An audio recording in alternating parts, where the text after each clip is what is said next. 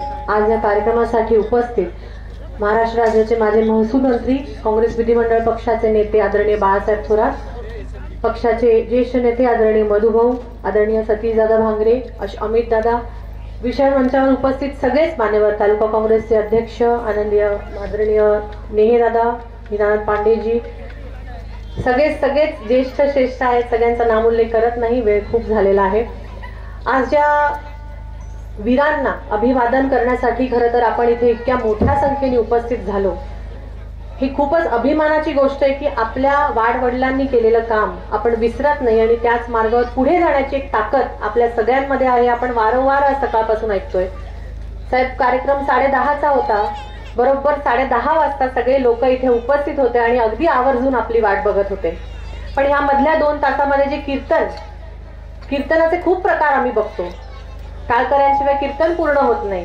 पण आज ज्या वैचारिक पद्धतीचं कीर्तन केदार महाराजांनी इथे केलं, त्याबद्दल खरं तर आपण त्यांच्यासाठी एक जोरदार टाळ्यांचा गजर केलाच पाहिजे. ज्या पद्धतीने भाऊंनी माहिती दिली की त्यांचे वडील कॉम्रेड आहेत, तेच रक्त कुठेतरी केदार दादांमध्ये आले आणि ज्या पद्धतीने प्रवचन त्यांनी दिलं की एखाद्या माणसाचा जीवनपट प्रवचनातून सांगणं आणि त्याच्यातून जो आपल्यापर्यंत जो एक संदेश आला पाहिजे तो नेटकेपणाने त्यांनी पोहोचवला. पण आता कुठेतरी आपल्या सगळ्यांमध्ये गट तट राजकारण हे खूप आजपर्यंत आलंय. पण ज्या काळामध्ये मोबाईल नावाचा प्राणी आपल्या हातात नव्हता, इंटरनेट काय हे माहिती नव्हतं, तेव्हा दऱ्याखोऱ्यांमध्ये वसलेले हे क्रांतिकारी त्यांनी आपल्यासाठी, तुमच्या माझ्यासाठी जे रक्त सांडलं आणि जे हे आपल्याला आजच्या घडीतलं आपण जे अनुभवतो ते सगळं वैभव हे त्यांच्यामुळे आपल्याला प्राप्त झालं. ही जाण त्यांनी आपल्याला खरं तर ह्या त्यांच्या प्रवचनातून करून दिली आणि हे सगळं नियोजन केल्याबद्दल मी आदरणीय सतीशदादा भांगरे यांचे मनापासून आभार मानते की खरं तर अशा युवा नेत्यांनी पुढे येऊन असे कार्यक्रम घडवले पाहिजेत.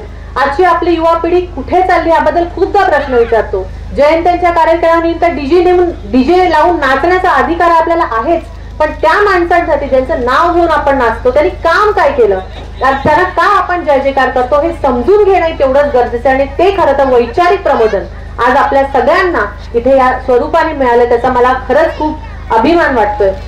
मी नामदार साहेबांना विनंती करेन की जो काही इतिहास त्यांनी मांडला हा पुस्तक स्वरूपात काही ठिकाणी उपलब्ध आहे, पण केदार साहेबांनी थोडासा त्याच्यामध्ये पुढाकार घ्यावा आणि जर आपल्याला आपल्या शालेय शिक्षणामध्ये ते कुठेतरी घालता आला तो प्रयत्न आपण नामदार साहेबांच्या माध्यमातून या पुढच्या काळामध्ये नक्की करूया.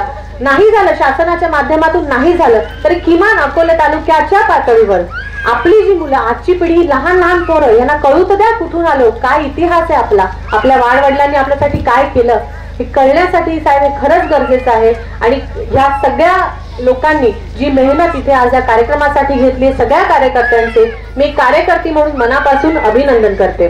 आज माझ्या माता भगिनी इथे खूप मोठ्या संख्येने उपस्थित आहेत.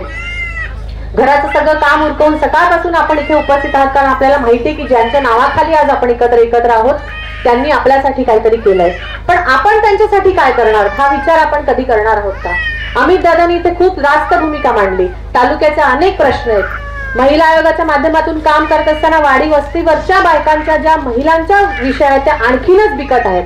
आताच मगाशी कोणतरी इथे सकाळी घेऊन झिंगायला लागला होता. माझ्या बाजूला बसलेली ती महिला लगेच म्हणाली झालं यांचं सुरू. म्हणजे इतके बिकट प्रश्न आपल्या समोर असताना, राजकीय प्रवाहात जात असताना कुठेतरी आपले प्रश्न बाजूला सारून नको ते प्रश्न पुढे आणायचे आणि आपल्या मूळ मुद्दा जो आहे तो बाजूला टाकायचं, हे राजकारण कुठेतरी आज इथे सुरू आहे. घाईघाईत निवडण्याचं उद्घाटन काय करायचं, घाईघाईत नको ते प्रकल्प काय सुरू करायचं, अशा सगळ्या राजकारणामध्ये आपण सगळ्यांनी डोळसपणे पुढे पाहिलं पाहिजे. आणि कोण आपल्या सोबत आहेत, कोण आपल्या वीरांना अभिवादन करतात, कोण आपल्या सोबत राहतात, कोण आपल्या प्रश्नांसाठी उभे राहतात हे जाणून घ्यायची खरं तर गरज आपल्या सगळ्यांपुढे आहे. या जयंती निमित्त पुन्हा एकदा सगळ्या समाजाला मी खूप खूप शुभेच्छा देते. एक इथे उल्लेख राहिला जो केदार साहेबांनी त्यांच्या भाषणामध्ये केला, त्यांच्या प्रवचनात केला. त्यांनी सांगितलं की राघोजी भांगरे यांचे सर्वात निकटवर्ती हे जे त्यांचे मित्र होते किंवा जे त्यांना मार्गदर्शन करत होते ते एका मागासवर्गीय समाजाचे आढाव नावाचे कार्यकर्ते होते. बरोबर आहे सर? आव्हाड देवजी आव्हाड. मला सांगायचं हेच आहे की आपल्या तालुक्याची ती एक प्रथा राहिलेली आहे. सगळे समाज सगळे एकत्र येऊन तालुक्यासाठी लढा देतात. हे आपण त्यांच्या माध्यमातून बघितलं. पुढे जाऊन दादासाहेब रूप ते यशवंतराव भांगरे यांनी एकत्र लढा दिला, अशा पुढच्या पिढीमध्ये आज मी, अमित, सतीश, आम्ही सगळे एकत्र काम करत आहोत. ही तालुक्याची परंपरा जी आहे ती आपल्याला नक्कीच अभिमानास्पद आहे आणि आपल्या सगळ्यांच्या माध्यमातून तीच परंपरा चांगल्या कामाच्या निमित्ताने आपण पुढे नेण्याचा प्रयत्न करूया. आपण सगळे जमलात. पुन्हा एकदा जयंतीच्या निमित्त आपल्या सगळ्यांना शुभेच्छा देते आणि थांबते. जागोजी भांगरेंचा, जागोजी भांगरेंचा. धन्यवाद. वैशाली बॅग हाऊस मध्ये खरेदी करा आकर्षक बॅग आणि विशिष्ट खरेदीवर मिळवा पैठणी चक्क मोफत. चला तर मग खरेदी करा बॅग आणि मिळवा पैठणी अगदी मोफत. वैशाली बॅग हाऊसची भव्य कॉम्बो ऑफर सुरू. 4 प्रवासी बॅगचा सेट मिळवा फक्त आणि फक्त 1000 रुपयात.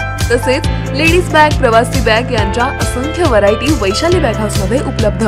आमचा पत्ता मोठी वैशाली, नगरपंचायत रोड, अकोले, तालुका अकोले, जिल्हा अहमदनगर. प्रोप्रायटर भारतमामा रासने आणि दीपाली रासने.